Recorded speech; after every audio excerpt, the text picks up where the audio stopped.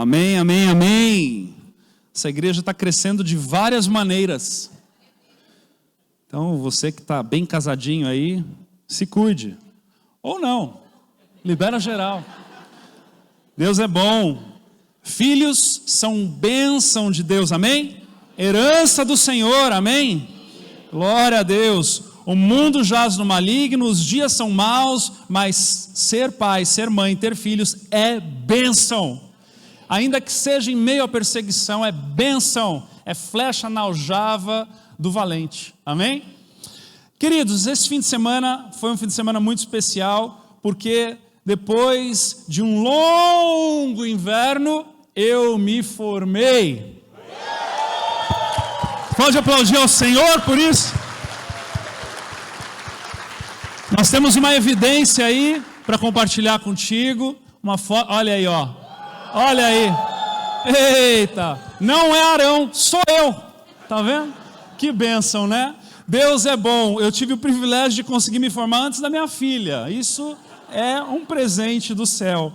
Mas sabe, eu quero primeiramente honrar a minha mãe aqui, porque no momento em que eu estava com os meus 18, 19 anos, não sabendo se eu faria mecatrônica ou teologia, ela foi muito sábia nesse processo, não somente de me dar a liberdade de fazer aquilo que o meu coração estava se inclinando em fazer, mas de ir atrás de um seminário teológico, de ir com pessoas confiáveis, de um ambiente muito precioso, onde eu comecei, mas pela minha vontade de conquistar o mundo, né? Aquela coisa que o adolescente, o jovem, ele tem, eu fiz um ano, mas fui embora, né? Fui para os Estados Unidos, fui viver as minhas aventuras, e num belo dia, há 6 anos e meio, quase 7 anos atrás, nós já nos reuníamos no conselho de pastores aqui da cidade, e eu tomava um café semanal com o pastor Samuel Labanca, que era o pastor da época da igreja presbiteriana, quem casou inclusive o Everly e a Angélica, que não estão ali no fundo hoje. E eu tomando os meus cafés com o pastor Samuel, falando para ele dos desafios de pregar todos os domingos, de trazer uma palavra que fosse uma palavra com robustez, com um entendimento mais abrangente, para que a igreja pudesse crescer nos caminhos do Senhor, sabendo da responsabilidade, né? Porque Tiago 3:1 vai dizer: meus irmãos, não sejam muitos de vocês mestres, pois vocês sabem que nós, os que ensinamos, seremos julgados com maior rigor. E esse texto sempre me acometia de temor, porque viver uma vida no Espírito, viver uma vida onde nós buscamos direção do Senhor, é a obrigação de todo cristão. Nós nascemos da carne, vivíamos na carne, agora nascemos do Espírito, vivemos no Espírito. Mas aquele que ensina, é necessário compreender o que está ensinando, é necessário estudar, é necessário ler, é necessário aprender.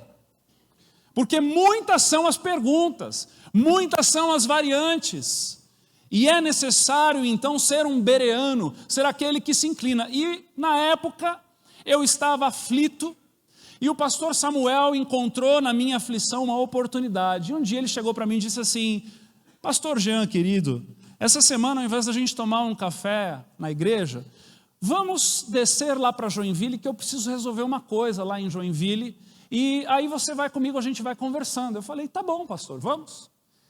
E ele meticulosamente me colocou no carro dele, e fomos descendo até Joinville, e ele foi me convencendo da importância de eu me tornar um bacharel em teologia. Quando eu cheguei lá, o compromisso dele era lá na Refidim.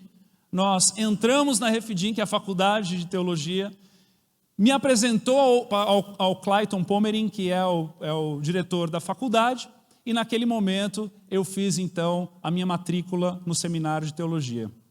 E finalmente, ontem eu me formei. Amém? Depois disso, nós pudemos, se é para o Senhor, então aplaude. Amém.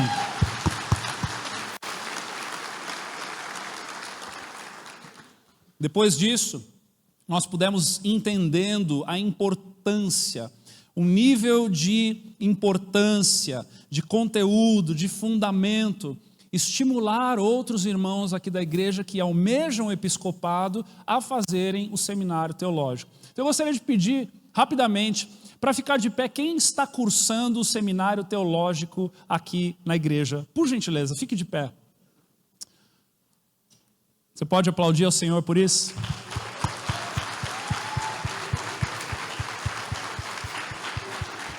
Nós temos entendido, calma, não senta não, fica de pé. Nós temos entendido que aquele que almeja o episcopado precisa de 3 pilares para fazer a obra em excelência, combater o bom combate, guardar a fé e completar a carreira.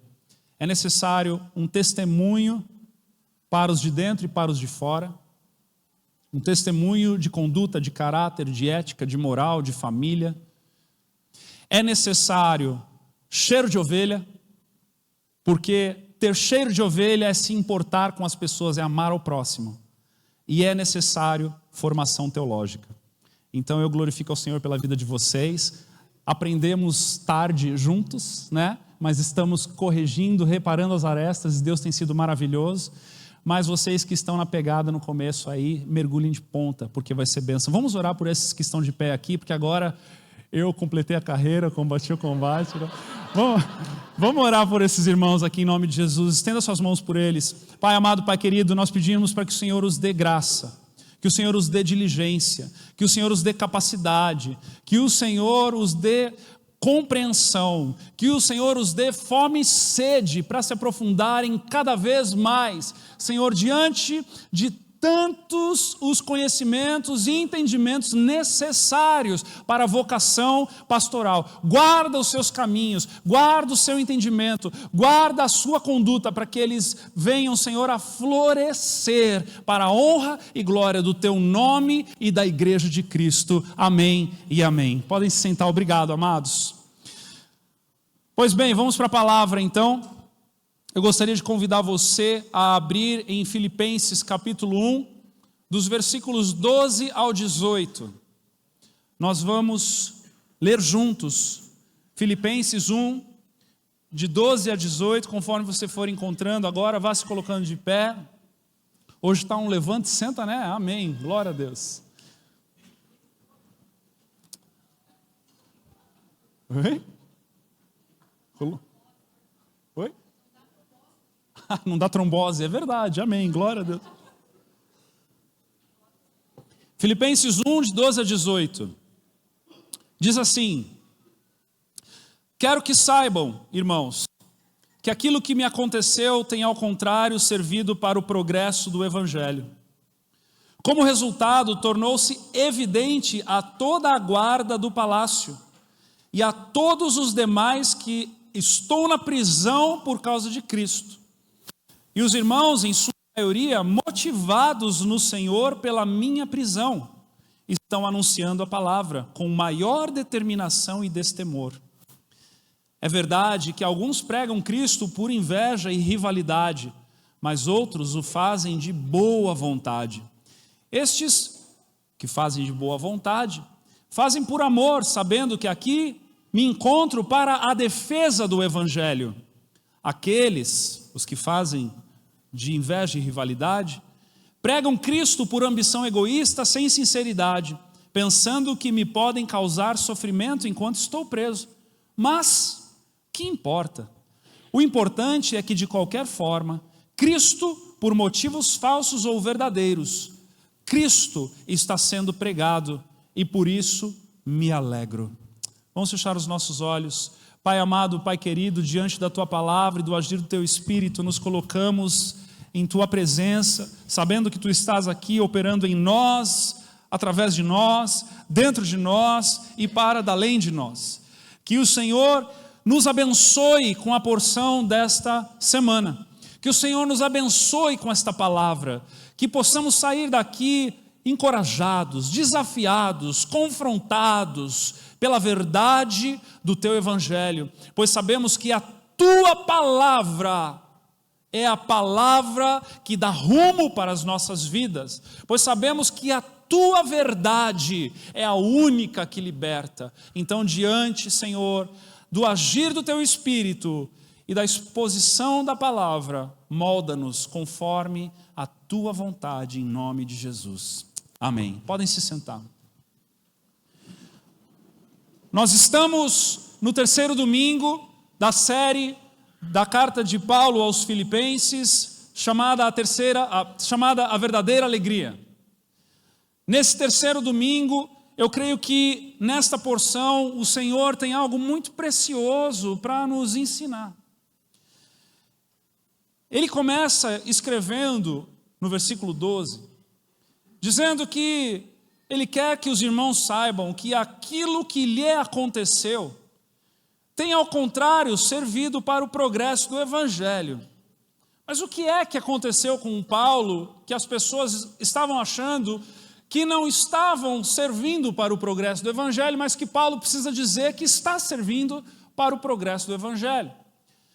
Eu quero convidar você que está com a Bíblia aí, abre lá em Atos, o último capítulo e o último versículo. Vamos lá para Atos, Mateus, Marcos, Lucas, João, Atos, capítulo 28, lá no último versículo, nos últimos 2 versículos, 30 e 31, onde diz assim: por 2 anos inteiros, Paulo permaneceu na casa que havia alugado, isto em Roma, e recebia a todos os que iam vê-lo. Pregava o reino de Deus e ensinava a respeito do Senhor Jesus Cristo abertamente e sem impedimento algum. Ponto. Não temos Atos 29. Mas diante das cartas de Paulo, nós podemos compreender que a história de Paulo na palavra não termina no versículo 31. Paulo fica por 2 anos em prisão domiciliar, mas diante das cartas que ele escreve, entende-se que num determinado momento ele vai para o pretório romano. O pretório romano era o quartel-general de Roma, onde Nero tinha lá os seus centuriões, onde ele tinha lá toda a hierarquia militar, onde ele tinha prisões com prisioneiros. E Paulo, então, quando escreve à igreja de Filipos, aos filipenses, ele não está mais em sua prisão domiciliar em Roma, recebendo pessoas em casa. Ele está encarcerado em um quartel-general romano. Ele está em uma situação terrível, vergonhosa, humilhante, da qual eu e você, diante de todas as barbaridades que nós podemos estudar na história dos romanos, podemos imaginar a realidade que acomete o nosso querido apóstolo Paulo. E dali ele escreve, dali ele interage com igrejas, dali ele escreveu a carta aos Efésios, aos Filipenses, aos Colossenses, as 2 a Timóteo, a Tito e a Filemon. 7 cartas que nós temos, das quais ele escreveu em prisão, encarcerado no quartel-general de Roma. Paulo tinha tudo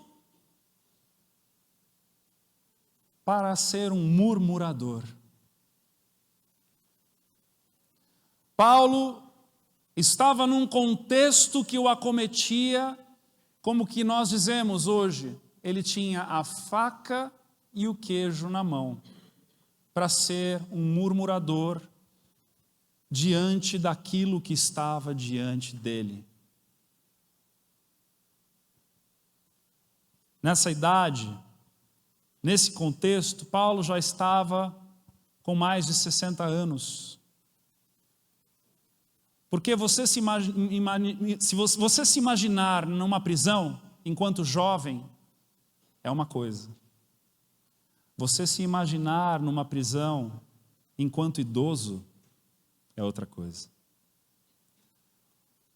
Porque nós aprendemos e nos esforçamos para que a nossa idade avançada nos dê recompensa da vida. Nós planejamos as nossas finanças e a palavra nos ensina a sermos sábios, a multiplicarmos os nossos talentos, a pensarmos nos dias, a contarmos os dias, a sabermos que há tempo para todas as coisas. Mas aparentemente, ou melhor, evidentemente, que para o nosso querido apóstolo, ele apostou tudo no reino de Deus. Ele colocou todos os seus dias, toda a sua jornada no reino de Deus.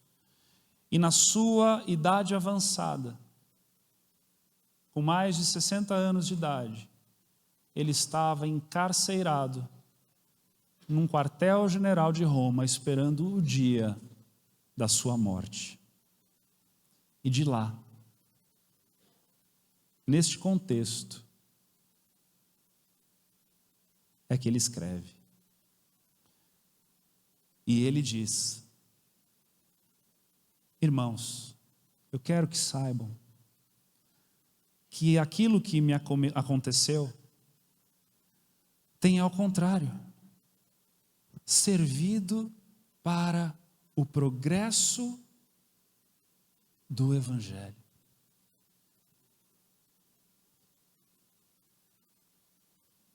Progresso do Evangelho.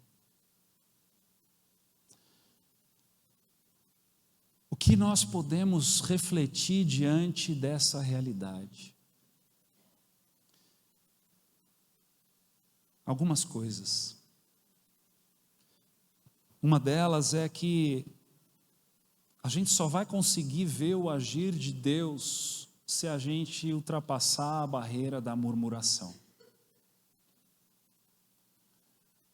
A gente só consegue olhar para o progresso do Evangelho como Paulo olhou, passando por cima de si mesmo, de tudo aquilo que lhe acometia, para olhar da além dele e o que é que estava acontecendo por causa das decisões dele.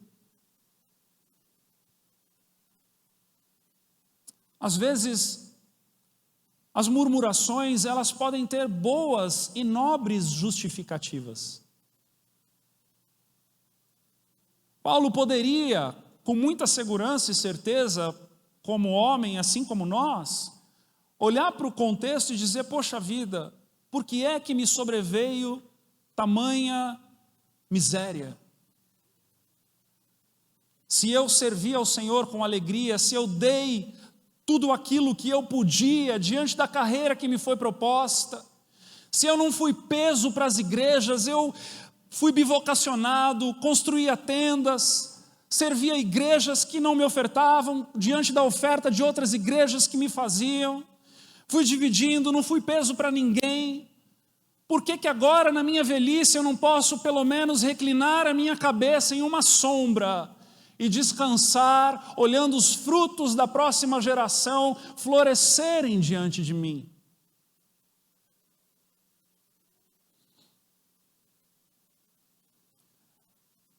Mas da maneira em que ele escreve de um jeito tão desafiador para nós de lermos, sabendo do contexto em que ele estava.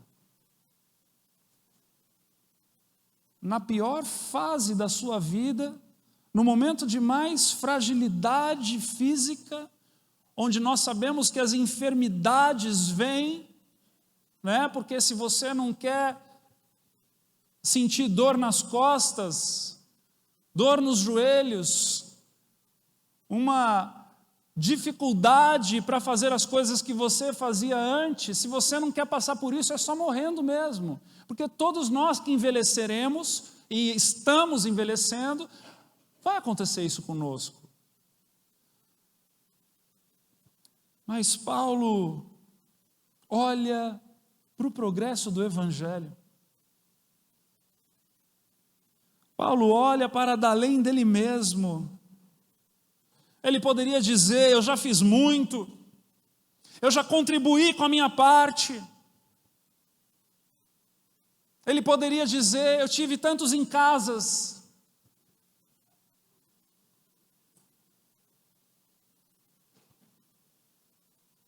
Ele poderia dizer: eu fui um tonto, preguei para tantas igrejas que não me deram um tostão, um centavo. Tive que ficar trabalhando nas madrugadas, construindo tendas para subsidiar o meu ministério. Ele poderia dizer tanta coisa, mas ele não diz. Ele olha para o progresso do Evangelho e ele celebra. Ele olha para o progresso do Evangelho e se alegra. Sabe por quê? Porque ele sabe que existem sacrifícios que, quando nós fazemos para o Senhor, não é um tapinha nas costas que vai ser a nossa paga. Tem sacrifícios que a gente faz em favor de alguém, em favor de uma causa, em favor de uma situação, que são pequenos. Para estes, um elogio, um tapinha nas costas, um obrigado, gestos respeitosos, singelos, de pessoas agradecidas, são suficientes. Mas existem sacrifícios que o crente faz para o Senhor, que o obrigado precisará vir do próprio Deus. E Ele sabe disso, porque Ele nos ama, porque Ele é galardoador.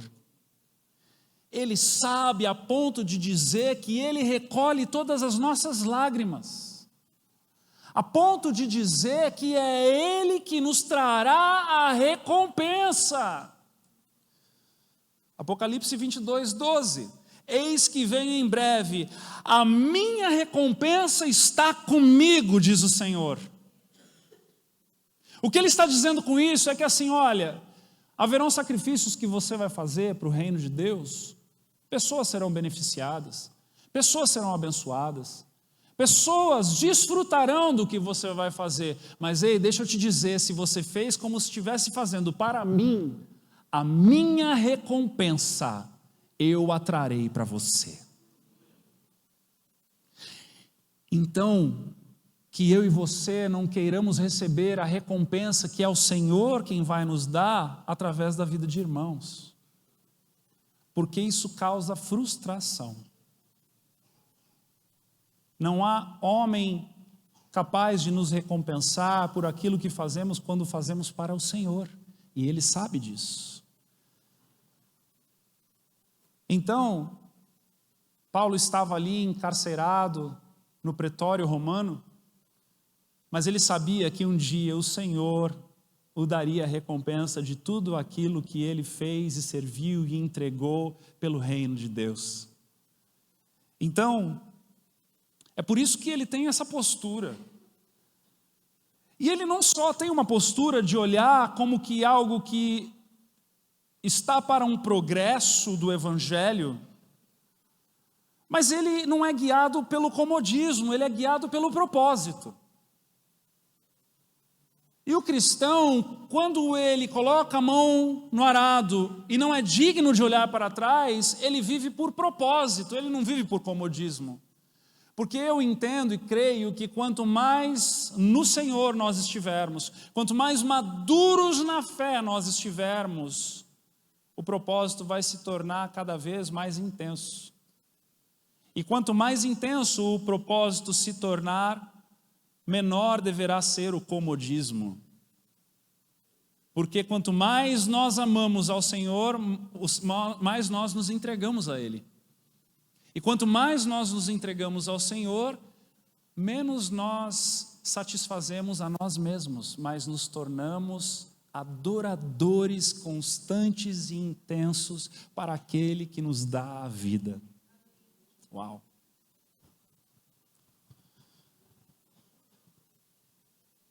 Semana passada, retrasada, eu sentei com um casal que vai começar um em casa, e a gente tinha uma missão muito específica para esse casal. E aí a gente falou, poxa, como será que vai ser a reação desse casal, né? De repente eles estão com uma expectativa, e aí a gente vai jogar um balde de água fria, como que será que vai ser? E algo que foi muito precioso, que alegrou o nosso coração quando a gente sentou com esse casal, e a gente falou para eles o que a gente estava vendo como necessidade da igreja. Eles disseram, pastor, a gente quer servir. Então, se vocês disserem para nós que é para um grupo, amém. Se vocês disserem que é para outro grupo, amém. Se vocês disserem que é para fazer isso, amém. Se vocês disserem que é para fazer aquilo, amém. Vocês sabem a necessidade, a gente quer servir. Uau! Pode aplaudir o Senhor, porque vale um aplauso.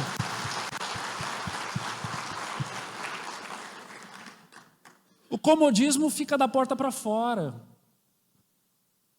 Sabe, os sonhos próprios ficam da porta para fora.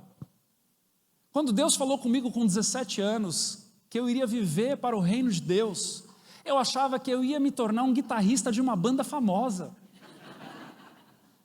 Mas olha o que o Senhor faz na vida da gente. Não é?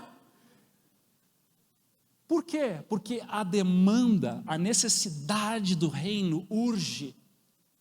Tanto é que o Senhor nos ensina a orarmos por trabalhadores. Porque o Deus da seara enviará trabalhadores, não sonhadores com o próprio umbigo. Trabalhadores para a seara de Deus. É uma seara que é de Deus e é um trabalho que o dono nos dá segundo a sua vontade. Imagine conversar com Paulo e ele ouvir de nós os nossos dilemas ministeriais. Como seria? Deixa eu beber uma água. Eu sairia de uma conversa com o apóstolo Paulo certamente e profundamente envergonhado. E aí ele fala assim, que servindo para o progresso do evangelho, e aí ele vai ainda falar dos benefícios, do resultado que isso dá. Versículo 13 ele diz, como resultado, tornou-se evidente a toda a guarda do palácio, a toda a guarda pretoriana, e a todos os demais que estou na prisão por causa de Cristo. Ou seja, Paulo está dizendo que enquanto preso, ele falava de Cristo. Paulo estava dizendo que enquanto judiado, apanhando, esquecido, lidando com a sua própria falta de higiene, no contexto miserável, ele abria a boca para falar do amor de Jesus pelos perdidos. Ele abria a boca para falar do reino de Deus, a ponto de dizer, tornou-se evidente a toda a guarda do palácio e a todos os demais que estão na prisão por causa de Cristo. E os irmãos de lá da igreja de Roma, os irmãos convertidos, que estavam com medo da perseguição, porque Nero era um louco. Irmãos, o imperador de Roma desta época, ele teve a capacidade, ou a palavra como a minha sogra diria, a pachorra, de incendiar Roma para culpar os cristãos, para que os cristãos fossem perseguidos. Aquele povo aceitava Jesus e se escondia, mas olha o que Paulo vai dizer, ele vai dizer que os irmãos em sua maioria, motivados no Senhor pela minha prisão, estão anunciando a palavra com maior determinação e destemor. Uau, que homem de Deus, capaz de olhar para aquilo que havia lhe acometido como algo benéfico para o reino de Deus.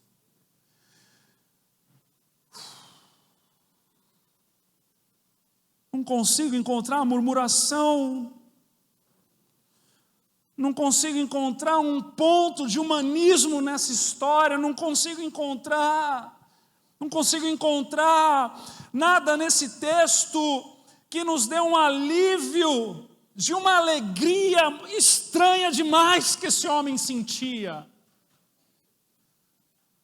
Uma alegria que situação e contexto nenhum lhe era capaz de roubar. Uma alegria que situação e contexto nenhum lhe era capaz de retirar do coração dele a verdadeira motivação de estar vivo, de respirar todos os dias, de acordar todos os dias, de planejar os seus dias, as suas conversas, os lugares por onde ele ia, com quem ele falava. Imagine comigo, irmãos, as oportunidades que este homem buscava para falar do amor de Jesus.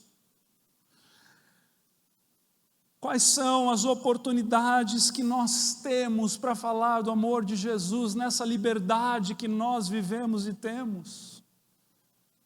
Será que estamos otimizando as nossas oportunidades?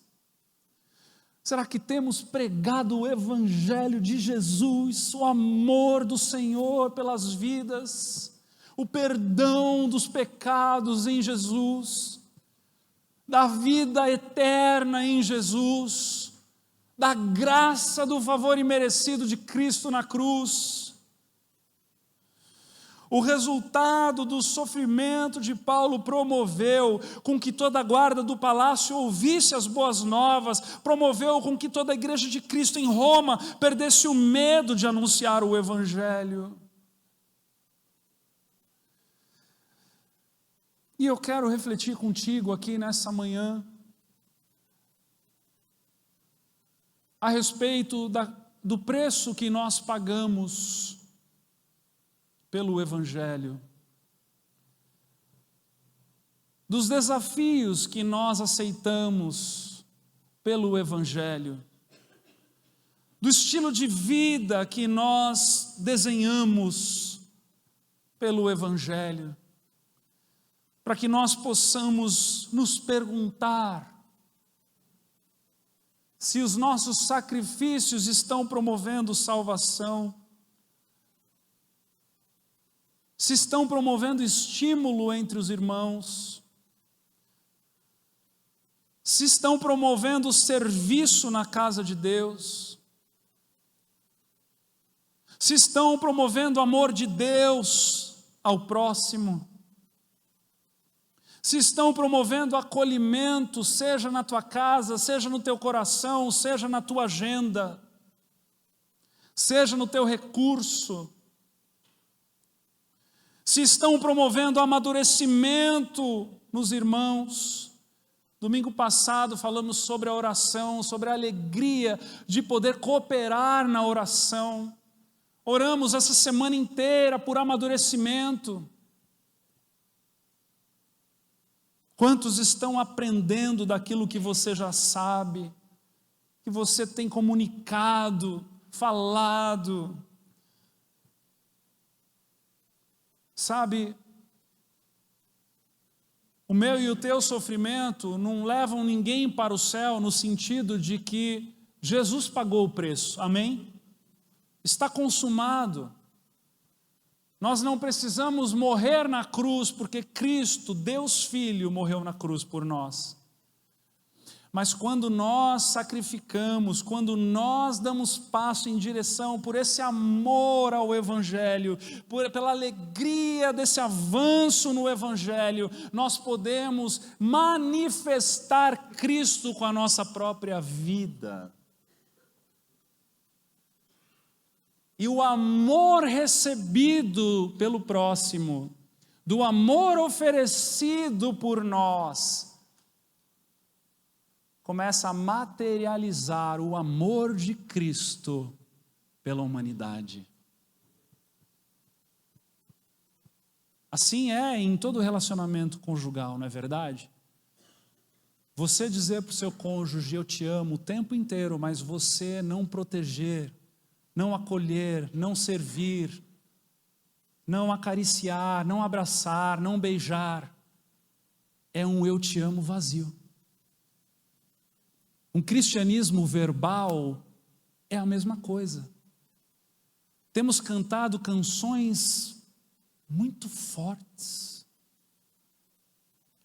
letras profundas, de entrega, de devoção, de adoração, de reconhecimento, de centralidade de Cristo entronizado. Mas quanto do que temos cantado temos vivido? Quais têm sido as marcas que o Evangelho tem nos deixado? Mas jamais devemos fazer isso por opressão ou por obrigação, porque isso é voto de tolo. Tem que ser de dentro para fora. Tem que ser quando Cristo incendeia o coração e você não se aguenta. É por isso que precisamos dessa alegria que só o Espírito é capaz de nos dar.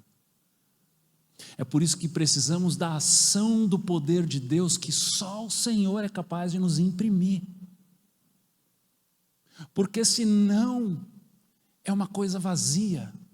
Mas quando o Senhor se revela dentro de nós, a nossa vida nunca mais é a mesma. Paulo vai dizer, do versículo 15 em diante, ele diz: é verdade que alguns pregaram Cristo por inveja e rivalidade, mas outros o fazem de boa vontade, estes o fazem por amor, os que fazem de boa vontade, sabendo que aqui me encontro para a defesa do Evangelho. Agora, os que pregaram por inveja e rivalidade, aqueles pregam Cristo por ambição egoísta, sem sinceridade, pensando que me podem causar sofrimento enquanto eu estou preso, porque a preocupação de Paulo não era se ele sairia da cela ou não, era se o Evangelho estava sendo pregado e como ele estava sendo pregado. Mas o que me importa, ele vai dizer no versículo 18, o importante é que de qualquer forma, seja por motivos falsos ou verdadeiros, Cristo está sendo pregado e por isso me alegro. Amém? Irmãos, é importante a gente entender que Paulo não está dizendo que ele aceita qualquer mensagem sobre Cristo. Ele não está dizendo isso. Ele não está dizendo que a mensagem diluída, a mensagem da ultra-prosperidade, a mensagem do neopentecostalismo está de boa, de algum jeito Cristo está sendo anunciado. Não é isso que ele está dizendo. Tanto é que quando ele escreve aos Gálatas 1:8, ele diz assim: mas ainda que nós, ou um anjo dos céus pregue um evangelho diferente daquele que pregamos a vocês, que seja amaldiçoado. Paulo não abre mão do teor do evangelho. Paulo não abre mão da centralidade de Cristo na mensagem. Paulo não abre mão para o movimento judaizante da época. Paulo não abre mão para os movimentos gnósticos da época. Paulo não abre mão para nada disso. Ele combate esses ensinamentos e os falsos mestres. Mas o que ele está dizendo aqui é uma questão de motivação do coração e não do teor da mensagem. E na motivação do coração é o que ele vai dizer. Olha, o importante é que, de qualquer forma, seja por motivos falsos ou verdadeiros, Cristo está sendo pregado. Ou seja, ainda que o Evangelho de Cristo esteja sendo anunciado como camuflagem por motivos de inveja, de egoísmo, de fonte própria de lucro, o Evangelho continua sendo poder de Deus. Porque nós precisamos entender isso. O Evangelho não é de açúcar. O Evangelho é para o dia mau. O Evangelho é para toda e qualquer circunstância. Ainda que aquele que pregue esteja mais parecido com uma mula do que com a imagem e semelhança de Deus. O Evangelho é poder de Deus. E eu quero glorificar o Senhor por essa igreja, que nós temos vivido esses anos todos, não temos visto inveja, intriga, rivalidade entre liderança, mas muito pelo contrário, um compromisso e uma unidade fervorosa pelo amor de Deus. Você pode glorificar o Senhor por isso? Glória a Deus.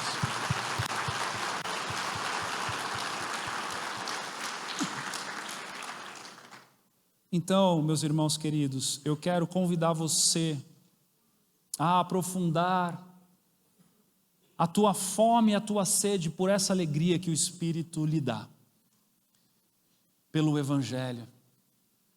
Que você, ao identificar as murmurações que você tem carregado consigo, por coisas que você já fez em nome de Deus, por coisas que você passa em nome de Deus, pelas cicatrizes que você carrega em nome de Deus, eu quero te dizer que aquele que tem a recompensa, continua com essa recompensa com Ele, e um dia Ele dará diretamente a você. A minha recompensa está comigo, diz o Senhor, e Ele dará a cada um segundo as suas obras. Não é um assunto de ir para o céu ou não. Amém? Irmãos, eu já li a Bíblia inteira algumas vezes, eu não encontrei a palavra purgatório. O momento de decisão de se entregar para Cristo, pela graça, por meio da fé, é aqui e é agora. Depois é tarde demais. É tarde demais.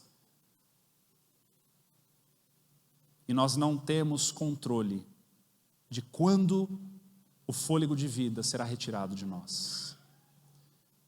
Então, que hoje seja o dia da sua decisão, de entregar a tua vida a Jesus e fazer de Cristo teu único Senhor e Salvador.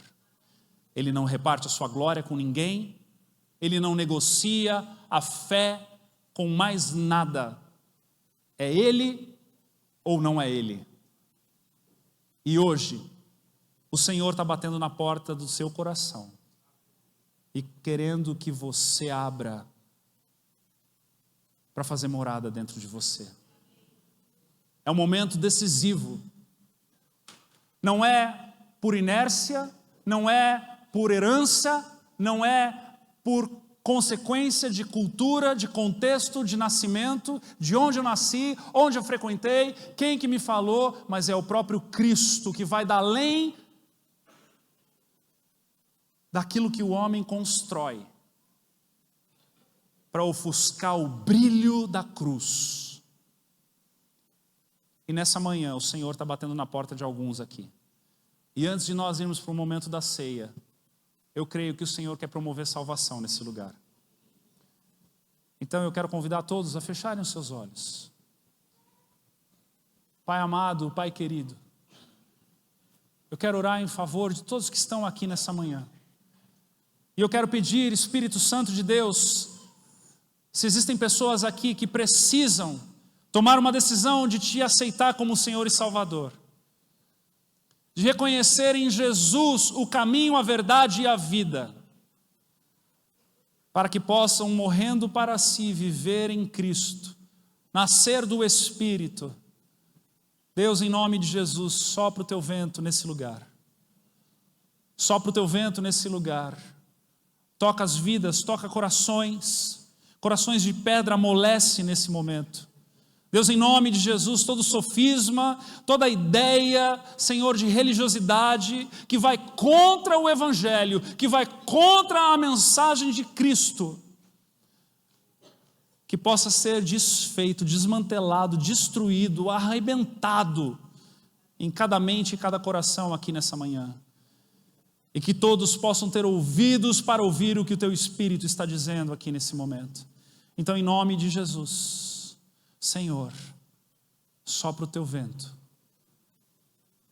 E eu quero perguntar, ainda de olhos fechados, ainda nesse momento onde o poder de Deus está te tocando, ainda nesse momento onde o Senhor está mudando a tua consciência, ainda nesse momento onde o Senhor está acelerando o teu coração, Quantos aqui nessa manhã querem aceitar Jesus como Senhor e Salvador? Eu quero pedir para que você levante a tua mão aí onde você está.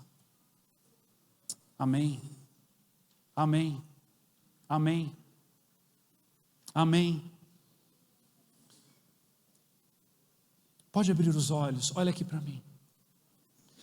A palavra de Deus diz que quando confessamos o nome dele perante os homens, ele confessa o nosso, Cristo confessa o nosso perante o Pai.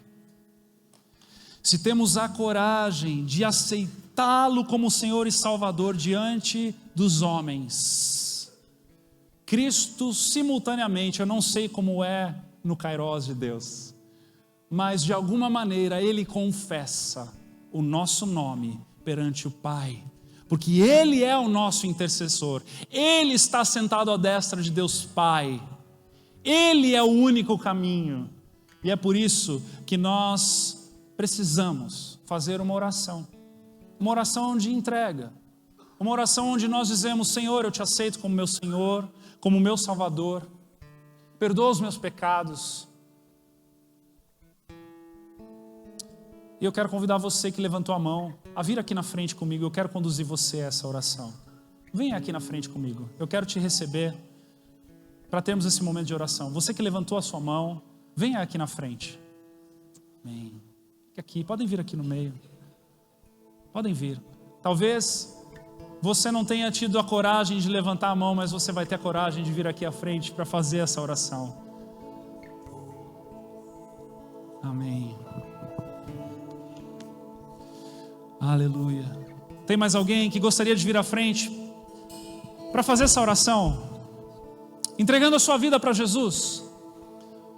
Um falecido pastor meu, que foi também da minha mãe, ele dizia num momento como esse, com muita graça, ele dizia: é uma questão de vida ou morte, porque entregar a vida para Jesus é nascer de novo, e nascer de novo é nascer do Espírito.